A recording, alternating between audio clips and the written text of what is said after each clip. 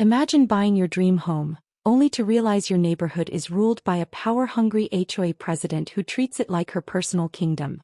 Petty fines, insane rules, and an ego the size of the entire zip code. She stops at nothing to control everyone. But when she crosses the ultimate line and trespasses into my home, things take a shocking turn. What happened next? Let's just say, karma came knocking harder than she ever did. Buckle up because this is one HOA horror story you won't believe. Hello beautiful people. Before we dive in, a small click from you can help us reach 1,000 subscribers. Hit that subscribe button and be part of the journey. Let's go. Karen was the kind of person who made you question if you had unknowingly signed up for a reality show about suburban survival. From the moment I moved into my new home, she was there, clipboard in hand, scanning every inch of my property like a hawk looking for prey. I had barely finished unloading my moving boxes when she marched up to me, her expression somewhere between forced politeness and absolute authority. "Welcome to the neighborhood," she said, her tone more of a command than a greeting. "I'm Karen, the president of our HOA. We take property values very seriously here." I should have seen it coming then. The warning signs were all there. The perfectly manicured lawns, the identical mailboxes, the way my new neighbors seemed a little too nervous when they waved at me from a distance. But I was too caught up in the excitement of having my own place to realize I had just walked into a suburban dictatorship. It didn't take long for Karen to start showing her true colors. The first violation notice arrived 3 days later. Apparently, my trash cans were not placed exactly 18 inches from the curb as per the HOA guidelines. I thought it was a joke at first, but then I saw the fine, $50. I laughed it off and adjusted the trash cans, thinking that would be the end of it. But then came the next notice. This time it was because my grass was growing too aggressively. The fine, $75. It was ridiculous, but I decided to play along for the sake of peace. That was until I got fined for my welcome mat. Yes, my welcome mat. Karen showed up at my door one afternoon, holding a printout of the HOA rules.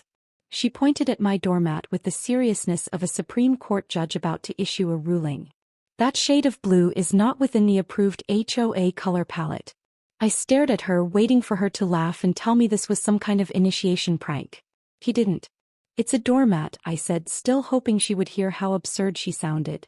"It clashes with the aesthetic integrity of the neighborhood," she replied, as if that sentence made any sense. At that point, I realized Karen wasn't just any HOA president. She was on a mission. A mission to micromanage every single aspect of life in the neighborhood. And unfortunately, I had just become her favorite target. Things escalated quickly after that. I started getting violation notices for things I didn't even know were problems. My mailbox was not aligned at a proper 90-degree angle. My car, parked in my own driveway, was visually disruptive. My holiday decorations were too festive.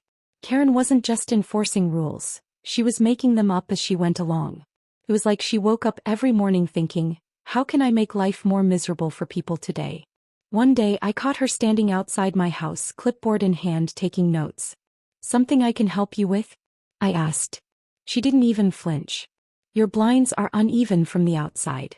It affects the uniformity of the street." I blinked. "Are you telling me I'm about to get fined because of my blinds?" "Just a warning for now," she said, scribbling something down. "But we take these things seriously."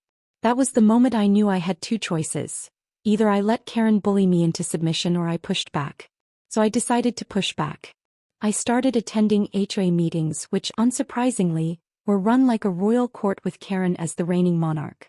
She had a way of shutting down any dissent with her infamous "it's for the good of the community" speech, which somehow always ended with her imposing new rules that nobody wanted. At one meeting, a neighbor timidly asked if the HOA fees could be lowered since they had been raised twice in the last year. Karen sighed dramatically, shaking her head as if she were explaining basic math to a child. "The fees are necessary to maintain the high standards of our neighborhood. Do you really want to live in a place that looks like a slum?" The poor guy turned bright red and didn't say another word. Karen had mastered the art of HOA manipulation. She knew how to make people feel guilty, how to use vague threats about property values, and how to pit neighbors against each other.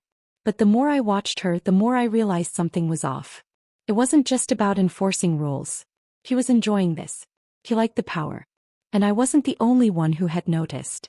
A few of my neighbors started quietly telling me their own Karen horror stories. One woman had been fined for leaving her porch light on past 10 p.m. Another guy got a notice because his car looked old. But the most interesting story came from an elderly couple who had lived in the neighborhood the longest. They told me that Karen hadn't always been this way. She was normal when she first joined the HOA, the husband said. But once she got elected as president, something changed. She started acting like she owned the place, his wife added. And no one ever questions her because they're scared of the fines. That's when I realized Karen wasn't just a control freak. She was running the neighborhood like a personal empire. And the only way to stop her was to challenge her authority. So I decided to fight back. The next time I got a violation notice, I didn't just pay it. I challenged it. I requested documentation, asked for specific rules in writing, and even pointed out the inconsistencies in the HOA guidelines. Karen was furious. She wasn't used to people standing up to her. "You're making this harder than it needs to be," she said, her voice tight with barely contained irritation. "I just want to follow the rules," I replied innocently. "But if the rules don't make sense, I think we should clarify them." Her eyes narrowed. "This is how we've always done things." Well, maybe it's time for a change. Karen wasn't just angry, she was seething. I could see it in the way her fingers tightened around her clipboard. And that's when I knew I had officially become public enemy number one in her book. But what I didn't know was just how far she was willing to go to maintain her grip on the neighborhood. Because Karen wasn't done with me yet. Not by a long shot. The first sign that something bigger was going on came when I found a strange envelope taped to my front door. No postage, no return address. Just a plain white envelope with my name scrawled in what looked like rushed handwriting. Inside was a single sheet of paper with one sentence. "Karen isn't just annoying. She's dangerous." First I thought it was a joke. Some neighbor who also hated Karen trying to mess with me. But the more I thought about it, the more uneasy I became. Karen was relentless, sure. She had the ego of a medieval queen and the pettiness of a reality TV villain. But dangerous? That seemed like a stretch. Then I started noticing things that didn't add up. I was out for a walk when I overheard two neighbors whispering near the community mailbox. One of them mentioned an HOA meeting where Karen had dismissed a complaint about missing funds. Missing funds? I stopped to pretend like I was checking my mail, listening closely.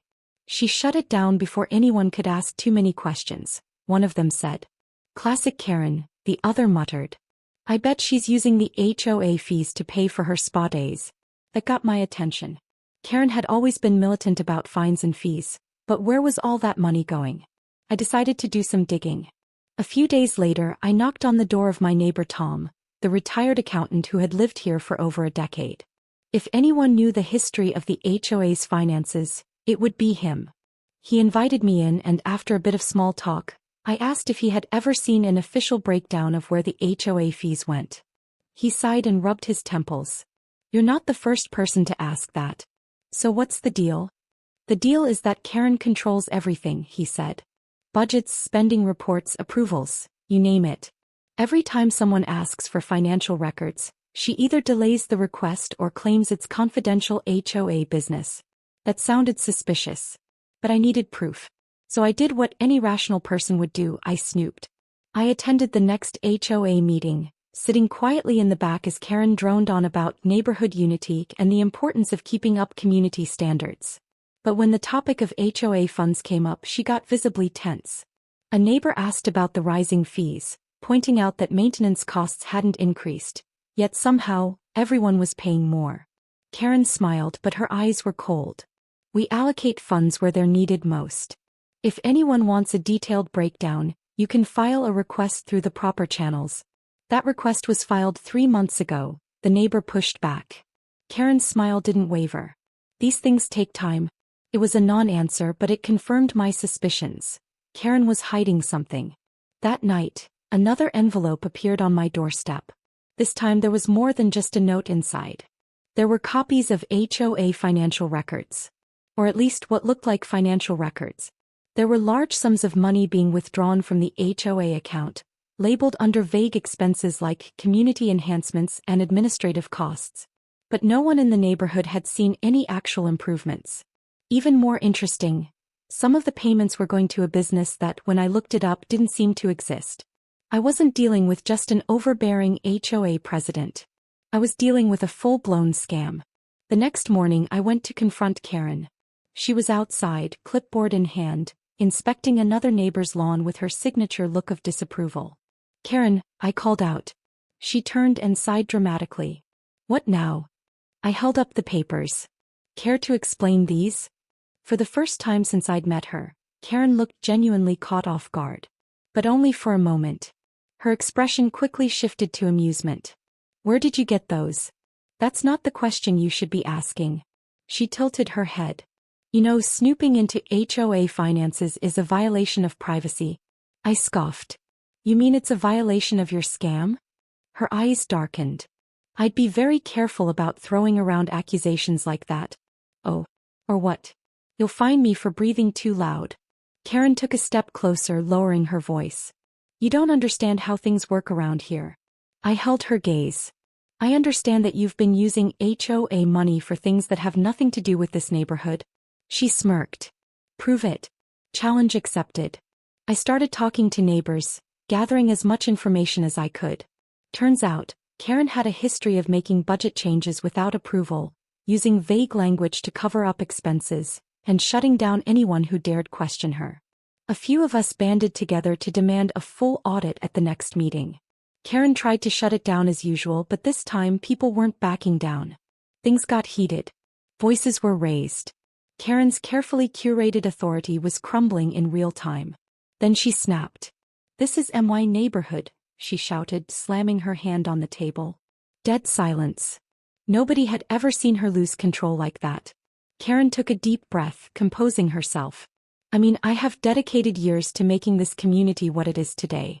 If some of you don't appreciate that, then maybe you should consider living somewhere else." And just like that, she had sealed her fate. People started whispering, exchanging looks. Karen wasn't just a control freak. She had been exposed as a fraud. But before we could even take the next step, she did something no one saw coming. The next morning I woke up to a loud banging on my front door. When I opened it, I expected another violation notice. Instead, I found a notice of eviction. Signed by Karen. No legal basis, no due process. Just a bold declaration that I was no longer welcome in the neighborhood. That was the moment I realized Karen wasn't going to go down quietly. She was going to go down swinging. The eviction notice wasn't legal. Even Karen, with all her delusions of power, couldn't just kick someone out of their own home. But the fact that she even tried meant one thing: she was getting desperate. I wasn't going anywhere. If anything, this only made me more determined to take her down. The next few days were eerily quiet. No violation notices, no Karen lurking outside my house, no absurd emails demanding compliance with her ever-changing rules. It should have felt like a victory, but instead, it felt like the calm before the storm. Then the storm arrived. It was late at night when I first heard it. A strange rustling sound from the side of my house. At first I thought it was just the wind or maybe a stray animal. But then I heard footsteps. Slow, deliberate footsteps. I grabbed my phone and crept to the front window, peering outside. At first I didn't see anything. But then movement caught my eye near the bushes. A shadowy figure was lurking by my driveway. My heart pounded. Was Karen really unhinged enough to sneak around my house in the middle of the night? I turned on my porch light, expecting the figure to scatter. Instead, they froze for a second before disappearing into the darkness. That was it. Enough was enough. The next day, I installed security cameras around my house. If Karen wanted to play games, I was going to have proof. And it didn't take long for her to slip up. The footage caught her the very next night. There she was, dressed in black like some suburban ninja, creeping around my backyard with a flashlight. I couldn't believe what I was seeing. Karen wasn't just spying on me, she was trying to break in. The next morning, I went straight to the HOA office. I didn't even knock. I pushed open the door and slammed the printed-out screenshots of the security footage onto her desk. She barely glanced at them before leaning back in her chair, unfazed. "This is trespassing," I said. "You broke into my yard. I should call the police." She smirked. "Should you?" That smirk sent a chill down my spine. "What do you think is going to happen?" she continued, tilting her head. "The police will come, they'll take your statement, and then they'll ask me why I was there." She leaned forward. "And I'll tell them I was conducting a home inspection as part of HOA policy." My jaw clenched. That's not a real thing. It is if the HOA bylaws say so. She pulled out a thick binder and flipped to a page she had obviously bookmarked. Section 14 Clause B, she read aloud. The HOA reserves the right to inspect properties for violations of community standards at any reasonable hour. I stared at her. You can't just make up rules and expect people to follow them. He tapped the binder. I don't make the rules. The HOA does. I was furious, but I couldn't let her see that. She was trying to bait me. She wanted me to snap, to react emotionally so she could play the victim. So I smiled instead. Great, I said. Let's take this to court then. That smirk on her face? Gone. Karen didn't like being challenged, and she definitely didn't like the idea of legal action. Still, she recovered quickly. If you feel that's necessary, she said, pretending to be unbothered. I do, I said, grabbing my security footage. And I think the rest of the neighborhood should see what their beloved HOA president has been up to. That's when the cracks started to show. Karen's fingers tightened around her clipboard. Her nostrils flared slightly. Be careful, she said softly. You don't want to make an enemy out of the wrong person. I laughed. Karen, I think I already have. That was the moment I knew she was running out of moves. But she wasn't finished yet. The following night, I was in my living room watching TV when I heard something. A creaking sound.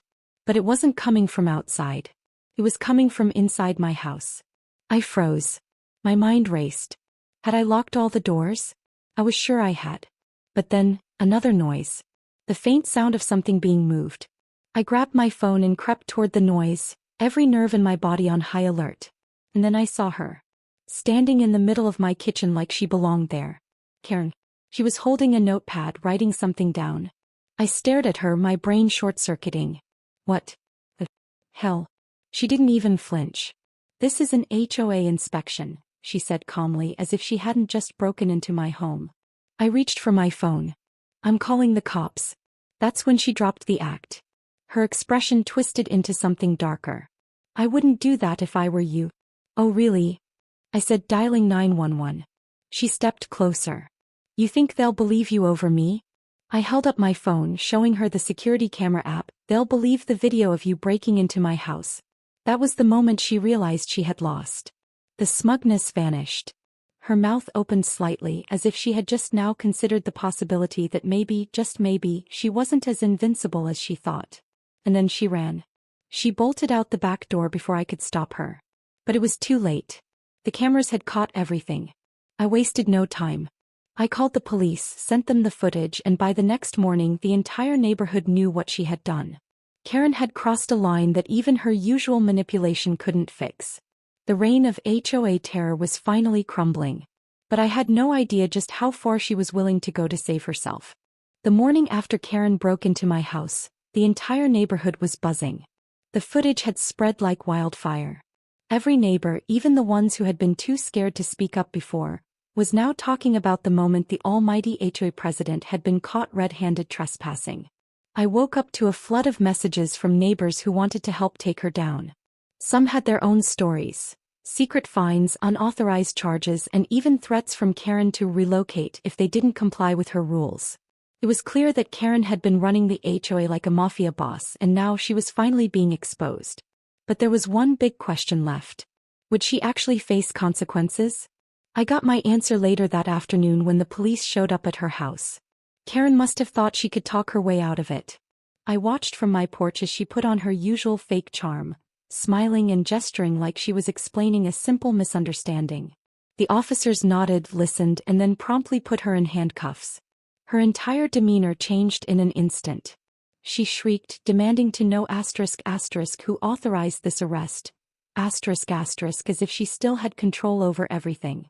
That's when I stepped forward. Me, I said. She snapped her head toward me, eyes full of rage. You little. One of the officers cut her off. Ma'am, you have the right to remain silent. For once she actually did. As they put her in the squad car, the neighbors gathered around. Some cheered. Others just watched in stunned silence, as if they couldn't believe the HOA queen was finally falling. But the best part? Karen still thought she could get out of it. 2 days later she was out on bail and she went right back to what she did best, trying to manipulate her way out of the mess she had created. She called for an emergency HOA meeting, claiming she had been set up and that I had framed her to take over the neighborhood. This woman was truly unbelievable. But when she walked into that meeting expecting her loyal followers to defend her, she found something she didn't expect. An empty room Well, almost empty. A few of us were there. The ones who had been waiting for this moment. Tom, the retired accountant, was sitting at the front, holding a thick folder of financial records. Ones he had managed to dig up after Karen's arrest. Another neighbor, Lisa, had printed out a petition that had already been signed by nearly everyone in the community. It was time to officially remove Karen from power. She scoffed when she saw the petition. "This is a joke." "No," Lisa said, standing firm. "It's a vote. And it's unanimous." Karen's face went pale. "You can't do this. I am the HOA." Tom smiled. "Not anymore." Karen tried one last tactic, threatening to sue everyone. She claimed she would take us all to court for defamation, harassment, and anything else she could think of. But this time no one was afraid of her. I leaned forward. "Karen, you're already facing charges for trespassing, harassment, and misusing HOA funds. Do you really think you have any ground to stand on?" For the first time, Karen looked like she had no answer. She turned to her clipboard, the very thing she had used to terrorize the neighborhood for years, and clutched it like it was her last lifeline. Then, in a final act of desperation, she grabbed the petition, ripped it in half, and stormed out. We never saw her at another HOA meeting again. The official announcement came a few weeks later. Karen was permanently banned from holding any HOA position in the neighborhood. But that wasn't even the best part. Shortly after, her house went up for sale. Apparently, once she lost her iron grip on the HOA, she had no reason to stay. She was officially moving out. On the day she left, I stood outside watching as the moving trucks pulled away. Karen climbed into her car, but before she drove off, she rolled down the window and gave me a look that could have melted steel. "You think you won," she sneered. I smirked. "Oh, I know I did." With that, she sped off, leaving behind a neighborhood that was finally free from her reign of terror. In the weeks that followed, things actually started improving. The ridiculous fines? Gone.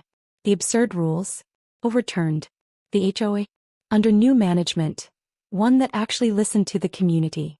People started putting up the decorations they wanted, painting their houses how they pleased, and best of all, everyone finally felt like they could breathe. And as for me, well, I kept my security cameras up. Because if there's one thing I've learned, it's that you never know when another HOA Karen might show up.